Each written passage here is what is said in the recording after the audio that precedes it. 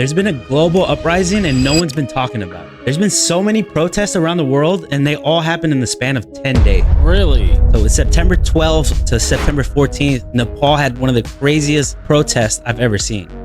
So it was like a youth movement refusing to accept like the status quo of politicians getting richer and them continuing to suffer. Yeah. So their parliament was set alight and all the government buildings were set on fire. Wow. But the next day they cleaned the streets and they appointed their first female prime minister to take charge. September 17th in London, there was thousands also protesting when the US president came to visit. September 18th, France, like 1 million people took to the streets and they were upset that the rich weren't being taxed their fair share. And it just feels like there was no media coverage on this at all. September 19th, Georgia. For 300 days, protesters brought the capital to a standstill. The people were refusing to bow down to a dictator and all the Russian influence the country had. Yeah. So there was a protest in Tel Aviv on September 20th where thousands took to the streets in order to demand an end to the war in Gaza. Yeah. But there was no media coverage at all on this. So September 21st in the Philippines, hundreds of thousands of people took the streets of Manila protesting political corruption. $15 billion were stolen from them. Oh my gosh. Even former Miss Universe took to the streets and she was protesting. September 21st, Brazil. People were upset that the government was trying to give amnesty to a convicted former president, Bolsonaro. September 22nd, Italy. A mass general strike was performed to shut down all the major cities in Italy because the public was refusing to accept the government arms sales to Israel.